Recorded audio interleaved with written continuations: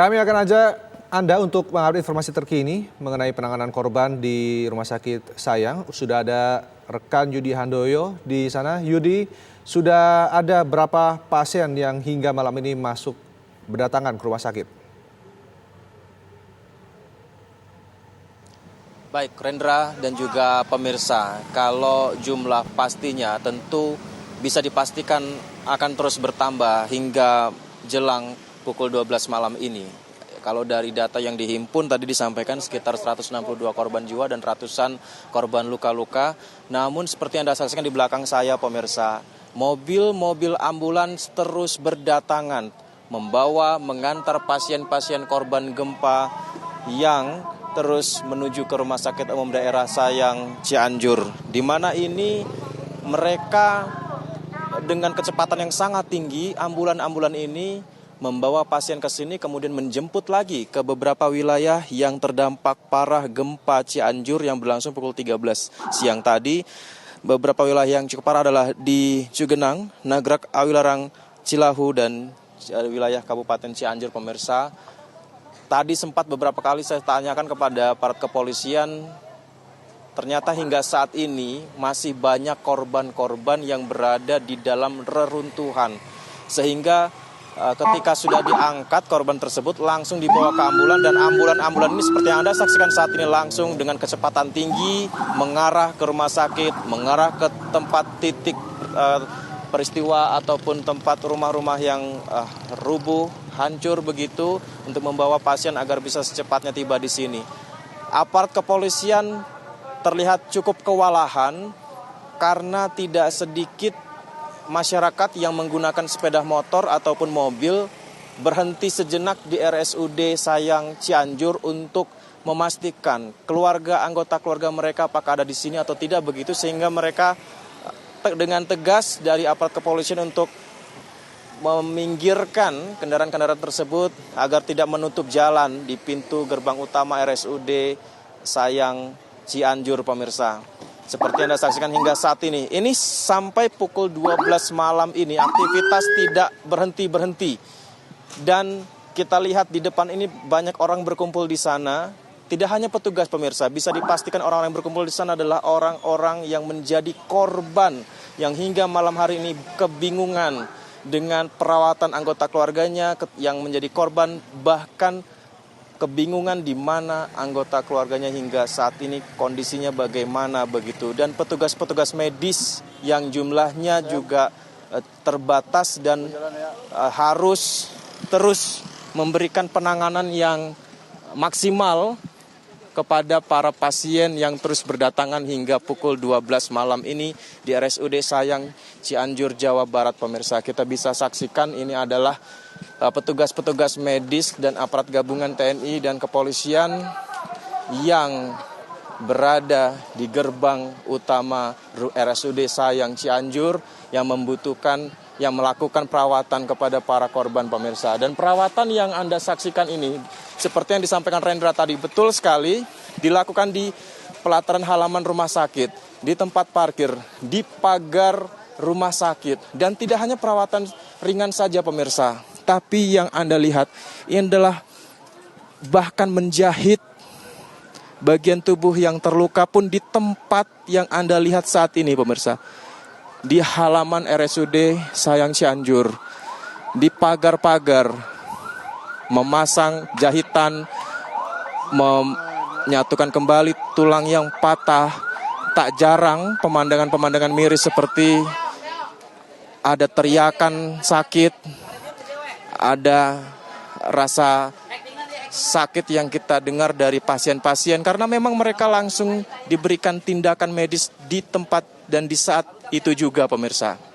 Dan ini adalah kembali proses ketika korban datang, mereka dikeluarkan dari mobil ambulans dan diletakkan di tandu untuk dibawa masuk, diterima oleh petugas medis ke dalam halaman tempat perawatan darurat di RSUD Sayang Cianjur, Jawa Barat pemirsa.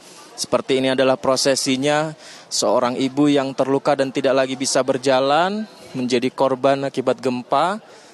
dan tentunya petugas medis langsung harus memeriksa kondisinya terlebih dahulu. Bisa saya lihat luka-luka yang dialami korban ini diantaranya adalah patah tulang, kemudian luka kepala, kemudian luka-luka lainnya yang diakibatkan benda-benda berat begitu menimpa mereka saat mereka berada di dalam rumah, pemirsa. Sebenarnya saya ingin mencari keterangan begitu untuk bertanya kepada korban, tapi tidak jarang korban tersebut langsung mendapatkan penanganan di tempat ini juga begitu. Saya ajak Anda pemirsa masyarakat Indonesia untuk mendoakan agar warga Cianjur khususnya korban gempa ini mendapatkan pertolongan sesegera mungkin, karena korbannya pun banyak sekali anak-anak kecil, pemirsa. Yang kita lihat ini salah satunya dibawa dengan tandu, kemudian dibawa oleh tim Basarnas, tanggap bencana, relawan, aparat gabungan, yang tidak sedikit juga anak-anak tersebut terluka dan ditandu dan dibawa dalam kondisi sendirian dan tidak sadarkan diri, yang artinya mungkin terpisah dari anggota keluarganya, pemirsa. Dan ini adalah prosesinya ketika petugas medis Basarnas dan aparat gabungan untuk memastikan apakah korban masih bisa menggerakkan tangannya, matanya masih terfokus pada arahan petugas medis di RSUD Sayang. Dan ini terus terjadi dari siang tadi semenjak gempa tersebut berlangsung hingga malam hari ini, pemirsa.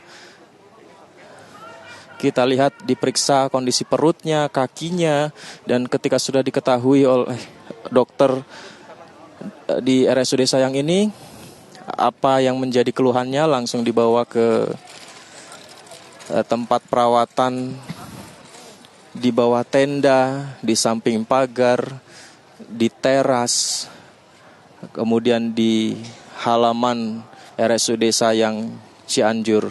Dan sekali lagi kami sampaikan bahwa kondisi ini pasien yang dirawat di pelataran rumah sakit dikarenakan selain karena jumlah pasien yang membludak, ini juga dikarenakan banyak pasien di dalam RSUD Sayang Cianjur yang dibawa keluar pelataran diakibatkan karena gempa. Rumah sakit juga mengalami kerusakan di dalamnya, sehingga sangat berbahaya jika dibiarkan di dalam kondisi beberapa bangunan yang dikhawatirkan rapuh begitu. Aduh, saya berharap sekali ini semoga cuaca terus cerah, amin, sehingga tidak ada kendala dialami para korban ini, pemirsa. Petugas medis ini dari siang tadi hingga dini hari ini masih terus bertugas. Kita lihat, pemirsa, salah satu korban, seorang anak kecil ini ternyata dalam kondisi kaki yang sudah dibalut begitu, di gips, dan sepertinya kedua kakinya mengalami patah begitu. Dan dokter yang langsung berkoordinasi apakah bisa dirawat di sini untuk sementara atau langsung dibawa ke instalasi gawat darurat karena harus mendapatkan perawatan secara serius. Karena tidak sedikit pasien-pasien yang datang ke sini begitu, ini mengalami kondisi yang sangat serius dan sangat miris sekali, karena ini bukan karena jumlah bantuan yang terbatas ya. Jumlah bantuannya cukup banyak, pemirsa, tapi jumlah korbannya juga lebih banyak lagi. Anda bayangkan hingga dini hari ini terus berdatangan korban-korban tersebut. Dan tidak sedikit korban bersama keluarganya yang dalam kondisi terluka harus sendirian untuk membawa keluarga ini ke rumah sakit, pemirsa. Baik menggunakan sepeda motor, ojek, ataupun mobil-mobil yang lewat begitu.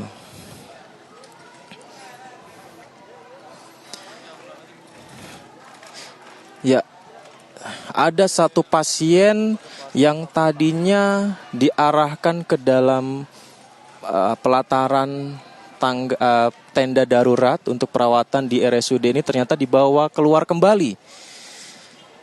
Ini artinya ada beberapa pasien yang mendapatkan perawatan di RSUD Sayang Cianjur ini, kemudian ketika diperiksa ini harus segera mendapatkan perawatan intensif dan dibawa keluar lagi oleh petugas untuk dibawa ke instalasi gawat darurat karena harus mendapatkan penanganan secepat mungkin, pemirsa. Dan tidak sedikit pemandangan-pemandangan di sini yang saya lihat, menjahit kepala yang terluka, robek langsung. Pemandangan-pemandangan itu terlihat dengan sangat jelas di sekitar sini, pemirsa. Karena ini benar-benar sebuah pemandangan yang sangat miris sekali. Karena tindakan medis dilakukan di tempat. Kalau kita biasanya ke rumah sakit, tindakan medis seperti ini selalu tertutup dan hanya dokter saja yang boleh ada di ruangan, tapi di sini semuanya bisa melihat dan semuanya langsung ditindak di sini, pemirsa.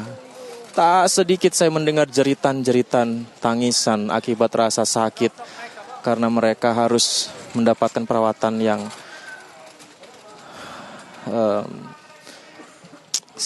sangat-sangat detail begitu ya, seperti menjahit kepala, kemudian menangani tulang yang patah, dan juga perawatan lainnya. Dan tidak sedikit pemandangan infus-infus yang dipasang di mana saja. Ada seutas tali yang dipasang di sekitaran tenda, ini untuk memasang infus mereka. Dan penanganan secara langsung, kepala yang terluka robek, dijahit di saat ini juga, pemirsa. Kembali sekali lagi, tidak lelahnya saya mengajak Anda untuk mendoakan saudara-saudara kita di Cianjur. Karena yang Anda lihat ini penanganan warga Cianjur yang menjadi korban akibat gempa. Yang Anda lihat di layar kaca ini juga adalah orang-orang yang beberapa di antaranya kehilangan anggota keluarganya. Bahkan tak jarang ada seorang anak yang entah di mana keluarganya, begitu, pemirsa. Ya, inilah saatnya kita bersama-sama untuk bersatu, baik pihak kepolisian, TNI, masyarakat, dan semua pihak untuk bersama-sama memperlihatkan persatuan kita untuk membantu warga yang menjadi korban di gempa Cianjur. Sedikit saya ingin mencari keterangan. Teh punten teh. Enggak, nanya sedikit teh. Teh, ini kalau petugas medis ada berapa teh? Petugas medis banyak. Ya banyak dari mana-mana soalnya. Ada relawan juga soalnya kan. Teh siapa namanya? Mutia. Mutia. Teh Mutia ini dari jam berapa di sini? Dari jam sore ya, dari udah maghrib. Udah maghrib. Iya. Nah, ini tadi gimana teh? Banyak yang sakit apa sih? Kebanyakannya luka sobek, harus dijahit juga. Terus bengkak juga, ada yang dirujuk ke rumah sakit. Oh, jadi kalau yang parah itu Ya, langsung kalau misalkan nggak bisa ditangani di sini, keluarganya pengen minta rujuk, ya udah dirujuk aja. kalau ditangani di sini itu ditanganinya apa saja tindakan medis? Paling kalau misalkan ada yang luka sobek, di hekting, dijahit gitu aja. Ya, Langsung ya? iya di sini langsung. Kalau misalkan ada yang patah tulang, fraktur, paling juga ditangani di sini bisa. Tapi kalau misalkan udah parah, ada ngapnya, langsung dirujuk. Gitu aja. Nah, itu kalau teman-teman petugas medis sendiri ada banyak? Iya, ada banyak. Di sini juga kebetulan pakai relawan juga. Kebetulan saya juga relawan dari mahasiswa Akbar. Gitu. Kalau ininya apa, bahan-bahannya gitu, kayak obat-obatannya, fasilitas medisnya gimana teh? Fasilitas medisnya, obat-obatannya cukup nggak? Cukup, di sini cukup memadai. Ini berarti nambah terus ya? Iya, nambah terus. Masih masuk. Gitu aja. Apa yang paling susah nih tes sejauh ini? Apanya? Yang paling susah nih, ya, sebagai perawat yang dialami apa? Nggak ada sih, belum ada. Iya, masih bisa ditangani. Terima kasih ya, Teh Mutia ya. Oke. Ya, salah satu cerita dari perawat, pemirsa, relawan ternyata. Dia adalah mahasiswa Akademi Keperawatan yang ternyata juga di sini banyak memberikan bantuan begitu ya dari mahasiswa-mahasiswa keperawatan, kedokteran begitu yang turut membantu di sini. Tapi meskipun tadi Mutia perawat tersebut bilang tidak ada kekurangan begitu, tapi saya melihat dia dalam kondisi yang lelah begitu kalau saya lihat duduk di sana begitu. Dan ini adalah kembali saya ceritakan kepada Anda pemirsa kondisi dari warga korban yang ada di RSUD Sayang Cianjur, petugas medis yang juga terus memberikan kemampuan maksimalnya begitu ya, agar korban-korban ini segera mendapatkan tindakan yang tepat pemirsa. Perban-perban tak jarang terlihat di kepala ya, membalut mereka, di pipi mereka, di tangan mereka. Ternyata juga penanganan ketika kaki patah juga bisa dilakukan langsung di sini pemirsa, informasinya pemirsa. Kita mengobrol, kita coba mencari keterangan lagi pemirsa dengan beberapa di antaranya. Kembali kami sampaikan bahwa gempa yang terjadi pada hari ini sekitar pukul 13 waktu Indonesia Barat, ini ternyata dampaknya sangat luar biasa. Dan ini adalah keadaan di halaman parkir di RSUD Sayang Cianjur pemirsa.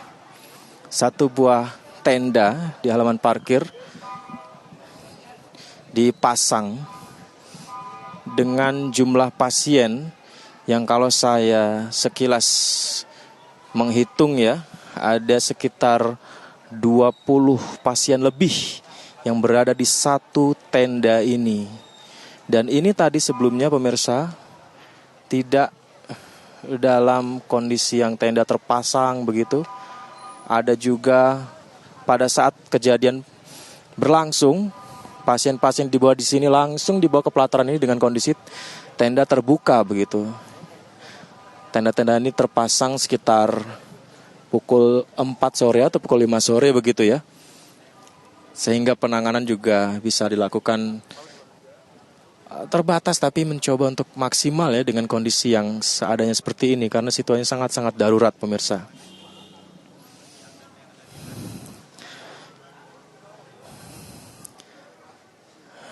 Kembali kita mencoba untuk mencari keterangan lagi kepada warga yang menjadi korban dari gempa Cianjur saat ini.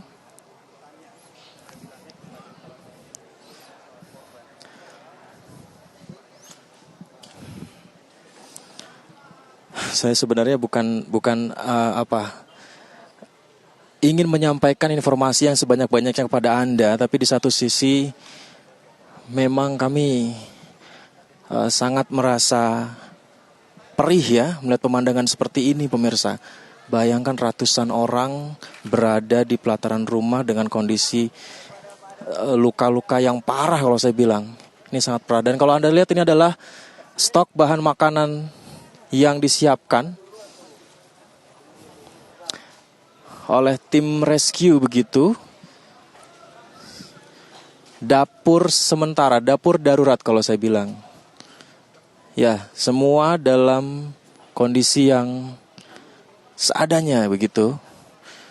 Maka dari itu saya juga sampaikan kepada Anda sepertinya untuk bahan pangan juga sangat dibutuhkan karena mereka rata-rata mendapatkan asupan mie instan sejauh ini.